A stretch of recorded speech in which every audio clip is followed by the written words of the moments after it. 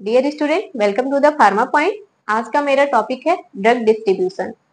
Firstly हम पढ़ रहे थे फार्मेकोकाइनेटिक। फार्मेकोकाइनेटिक में हमने देखा था एब्जॉर्प्शन, यानी कि ड्रग का एब्जॉर्प्शन कैसे होता है, ठीक है, उसके फैक्टर अफेक्टिंग क्या होते हैं। आज हम देखेंगे ड्रग का डिस्ट्रीब्यूशन कैसे होता है एंड उसके फैक्टर अफेक्टिंग क्या होते हैं। फार्मेकोकाइनेटिक में हमको क्या क्या पढ़ना होता है, ADME, एडीएमई, ठीक है। तो ए से एब्जॉर्प्शन, डी से डिस्ट्रीब्यूशन, एम से मेटाबॉलिज्म, ठीक है, ई से एक्सक्रेशन, ADME पढ़ना होता है। तो ए से हमने देखा था एब्जॉर्प्शन, उसको हमने कंप्लीट कर लिया था। डी से हमको देखना है डिस्ट्रीब्यूशन, कि डिस्ट्रीब्यूशन क्या है, अब इसको हमको कंप्लीट करना है। तो हमने इसका सिंपल डेफिनेशन लिखा है कि it means how a medicine moves from the blood stream to different part of the body after it is absorbed, ठीक है। कहने का मतलब कि फर्स्ट क्या होता है, ब्लड एब्जॉर्प्शन होता है, देन आफ्टर वो ड्रग एब्जॉर्प्शन होता है, देन आफ्टर वो ब्लड में मिल जाती है। अब ब्लड में मिलने के बाद वो कैसे ब्लड स्ट्रीम के साथ, यानी कि ब्लड के साथ कैसे पूरे बॉडी ऑर्गन तक, पूरे टिश्यू तक कैसे मूव कर रही है, उसी को हम क्या बोलते हैं, ड्रग डिस्ट्रीब्यूशन। मूव करने का मतलब कि उसके साथ घूम रही है, एक स्थान से दूसरे स्थान तक पहुंच रही है, उसी को बोलते हैं ड्रग डिस्ट्रीब्यूशन। समझ गए। कहने का मीन्स कि ड्रग डिस्ट्रीब्यूशन का मतलब, ड्रग मीन्स मेडिसिन, ड्रग, ठीक है, जो दवा इंटेक कर रहे हो दवा। और फिर डिस्ट्रीब्यूशन का मतलब कि उसको डिस्ट्रीब्यूट करना, यानी कि बांटना, डिफरेंट बॉडी ऑर्गन तक क्या करना, पहुंचाना, क्या कहलाता है, ड्रग डिस्ट्रीब्यूशन। दवा को डिफरेंट ब्लड के साथ, दवा जो है ब्लड के साथ पूरे बॉडी ऑर्गन तक पहुंच जाती है, उसी को हम क्या कहते हैं, ड्रग डिस्ट्रीब्यूशन कहते हैं, ठीक है। फर्स्टली अगर कोई ओरल मेडिसिन ले रहे हैं तो स्टमक में जाता है, देन आफ्टर इंटेस्टाइन में जाता है, इंटेस्टाइन में जाने के बाद फर्स्ट फार्माकोकाइनेटिक की प्रोसेस होती है, दैट मींस एब्जॉर्प्शन होता है। इंटेस्टाइन से उसका एब्जॉर्प्शन होता है। एब्जॉर्प्शन मींस होता है कि दवा का क्या होना, ब्लड स्ट्रीम में मिल जाना। ये तो पहला स्टेप था। फार्माकोकाइनेटिक क्या था, पहला स्टेप था, यानी कि दवा का किस में मिल जाना, ब्लड में मिल जाना। अब सेकेंड स्टेप क्या है, डिस्ट्रीब्यूशन होना। अब ब्लड में मिलने के बाद, ब्लड में मिलने के बाद पूरे बॉडी ऑर्गन तक डिस्ट्रीब्यूट होना ही क्या कहलाता है, ड्रग डिस्ट्रीब्यूशन कहलाता है। इतना क्लियर होगा। अब इसका सेकेंड हेडिंग जो है क्या है, factor affecting of drug distribution. मतलब कि कौन कौन ऐसे फैक्टर है जो ड्रग डिस्ट्रीब्यूशन के समय उसको अफेक्ट कर रहे हैं, आइदर उसके डिस्ट्रीब्यूशन को बढ़ा दे रहे हैं, आइदर उसके डिस्ट्रीब्यूशन को कम कर दे रहे हैं, उन्हीं को हम बोलते हैं factor affecting of drug distribution. Simple सा है, ठीक। कोई भी चीज इतना मुश्किल नहीं होती है जितना हम सोच लेते हैं, ठीक है। तो ये भी उतना मुश्किल नहीं है, एकदम सिंपल है, एकदम सिंपल, एकदम सिंपल, एकदम कुछ है ही नहीं। बस आप एक बार जैसे मैं पढ़ा रही हूँ उसको दिमाग में सोचते जाइए कि मैम क्या क्या पढ़ा रही है, उसके हिसाब से आपको एकदम क्लियर हो जाएगा, ठीक है। तो फर्स्ट हमने लिखा है factor affecting of drug distribution में ब्लड फ्लो। ब्लड फ्लो का मतलब समझते हैं, यानी कि ब्लड का बहाव। बहाव मीन्स तो समझते ही रहे होंगे कि ब्लड का बहाव मतलब कि ब्लड का मूव करना। ये कैसे इफेक्ट शो करेगा, पता है आपको। ब्लड किसी किसी ऑर्गन तक बहुत फास्ट पहुंचता है, मतलब कि बहुत ही तेज पहुंच जाता है, किसी किसी ऑर्गन तक पहुंचने में उसको समय लगता है। तो ये कैसे इफेक्ट शो कर रहा है, ये कैसे डिस्ट्रीब्यूशन को अफेक्ट करेगा, कैसे करेगा। जैसे कि मान लीजिए हार्ट है, आपका लीवर है, यहाँ पे जो है ड्रग क्या होता है, बहुत ही तेज मूव करता है। यहाँ पे जो है मेडिसिन, सॉरी, ब्लड यहाँ पे बहुत जल्दी पहुंचता है, यानी कि अगर लीवर या हार्ट तक पहुंचना होगा उसको, उस दवा को, तो वहां पे बहुत ही तेज पहुंच जाएगा। और कुछ कुछ ऐसे ऑर्गन होते हैं जहां पे पहुंचने में उसको टाइम लगता है, ठीक है। तो ये हो गया ब्लड फ्लो, यानी कि ब्लड फ्लो क्या हो जाएगा, जितना तेज होगा उतना ही आपके जो दवा होगी वो फास्ट मूव करेगी बॉडी ऑर्गन तक, उतना ही जल्दी एक्शन शो करेगी। फर्स्ट हो गया। सेकेंड हमने लिखा है plasma protein binding. Plasma protein binding, ठीक है। सेकेंड हमने क्या लिखा है, plasma protein binding, short form है पीपीबी। पीपीबी,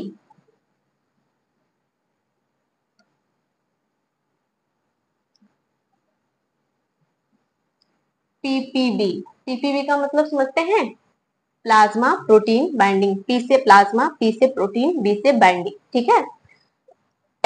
इसका फुल फॉर्म याद रखिएगा, प्लस इसको, इस जो टॉपिक मैं समझाने जा रही हूँ इसको बहुत ही केयरफुली याद रखिएगा। प्लाज्मा को सबको पता है कि ब्लड में पाया जाता है प्लाज्मा। एक एक वर्ड से हम देखेंगे, एक एक वर्ड को तोड़ेंगे और देखेंगे कि इसका मीन्स क्या है। ये सारा कंसेप्ट है, बहुत ही अच्छा है, पेपर में हर बार पूछा जाता है। ठीक है कि प्लाज्मा प्रोटीन बाइंडिंग क्या होता है। तो प्लाज्मा, प्लाज्मा किसमें पाया जाता है? ब्लड में पाया जाता है। ठीक है, और ब्लड में आपका एक प्रोटीन पाया जाता है। ब्लड में क्या पाया जाता है? एक प्रोटीन पाया जाता है जिसका नाम होता है एल्बुमिन। Albumin, albumin. ठीक है, ब्लड में पाया जाने वाला प्रोटीन एल्ब्यूमिन। एल्ब्यूमिन का मतलब समझते हैं? प्लाज्मा, ब्लड में ही आपका प्लाज्मा पाया जाता है। आइदर आप प्लाज्मा में पाए जाने वाले प्रोटीन बोले, आइदर ब्लड में। ठीक है, protein means protein, binding means बांधना। ठीक है, यानी कि प्लाज्मा प्रोटीन बाइंडिंग। जब मेडिसिन को लेते हैं, मेडिसिन को लेते हैं, उसका एब्जॉर्प्शन होता है, देन आफ्टर डिस्ट्रीब्यूशन होता है। डिस्ट्रीब्यूशन होने के लिए पहले वो ब्लड स्ट्रीम में मिलेगा, ब्लड स्ट्रीम से आगे चलेगा। ठीक है, उसके आगे का प्रोसेस होगा कि मतलब कि ब्लड के साथ अब मूव करेगी। सिंपल सी बात है, ब्लड में आपका क्या पाया जा रहा है? एल्ब्यूमिन पाया जा रहा है, प्रोटीन एक पाया जा रहा है एल्ब्यूमिन। तो जब ब्लड है, दवा जो है ब्लड में जाएगी तो वो एल्ब्यूमिन के साथ क्या हो जाएगी? बाइंड हो जाएगी। बाइंड होने का मतलब कि बंध जाएगी। जैसे एक दवा होती है जिसका नाम होता है वारफेरिन। वारफेरिन एक दवा होती है जो कि ब्लड थिनर होती है। ठीक है, जब इस दवा को लेते हैं तो ये ब्लड में जाती है, और ब्लड में जाने के बाद ये 99% जो होता है, 99% क्या होती है? एल्ब्यूमिन से बंध जाती है, यानी कि बाइंड हो जाती है। एल्ब्यूमिन से बाइंड हो गई। ठीक है, एल्ब्यूमिन से बाइंड हो गई, ओनली 1% बच जाती है। ओनली 1% बच जाती है जो अपना एक्शन शो करते हैं, यानी कि ब्लड को क्या करती है? ब्लड के क्लॉट को क्या करती है? ब्रेक डाउन करती है। 1% ही अपना एक्शन शो कर रही है, समझ पा रहे हैं? 99% जो है वो एल्बुमिन से बाइंड हो गई है। अब जब एल्बुमिन से बाइंड हो गई है, यानी कि एल्बुमिन क्या है? ब्लड में पाया जाने वाला प्रोटीन है।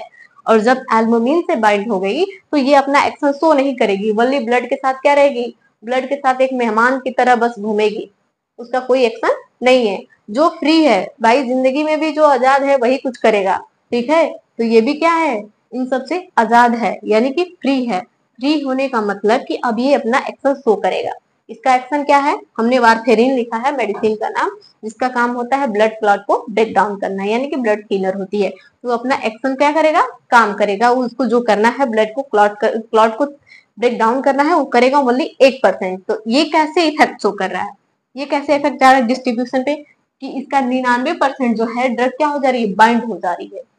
उसका कुछ पार्ट जो है मेडिसिन का एल्बुमिन से बाइंड हो जा रही है। बाइंड होने के बाद कुछ ही उसका पार्ट बच रहा है जो फ्री पार्ट होता है, यानी कि जो बाइंड नहीं हो पाता है वही एक्शन शो करता है। ठीक है, इसी पे इसको याद रखने का बहुत ही सिंपल तरीका है, या फिर मान लीजिए तो बहुत ही, इसको देखिएगा समझिएगा, एक बहुत ही अच्छा वो है इस पे कि जिंदगी की तरह मेडिसिन भी रिश्ते निभाती है।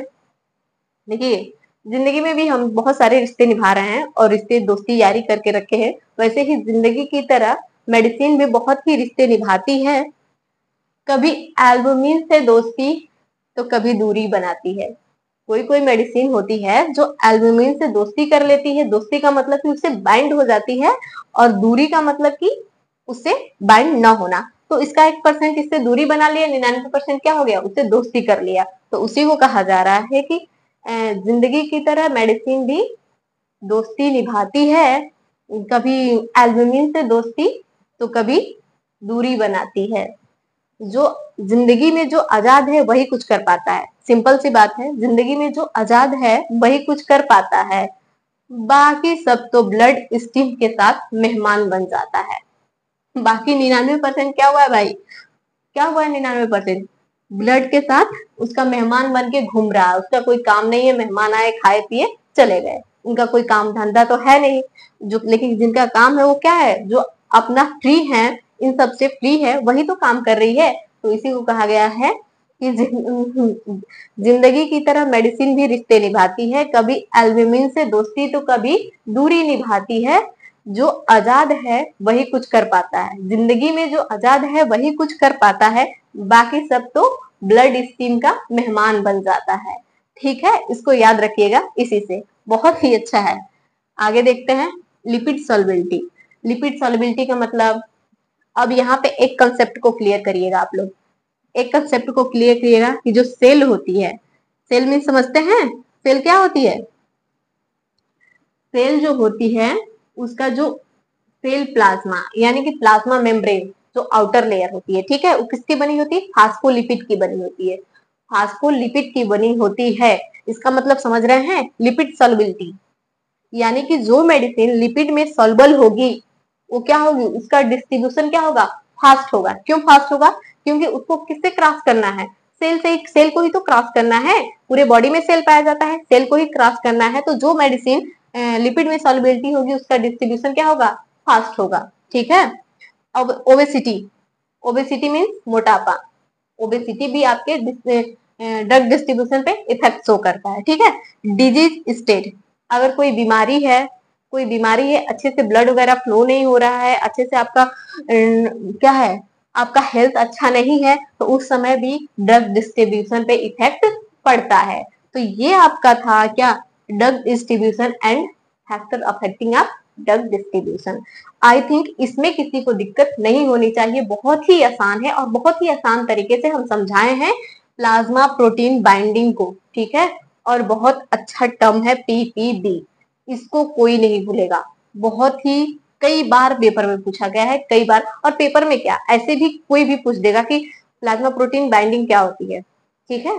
तो आप सभी लोग इसको याद रखेंगे, कोई नहीं भूलेगा। और जो लोग अभी तक मेरा चैनल सब्सक्राइब नहीं किए होंगे वो चैनल को सब्सक्राइब कर लेंगे, क्योंकि ऐसे ही बहुत ही आसान आसान तरीके से हम फार्माकोलॉजी को पढ़ेंगे। Pharmacology boring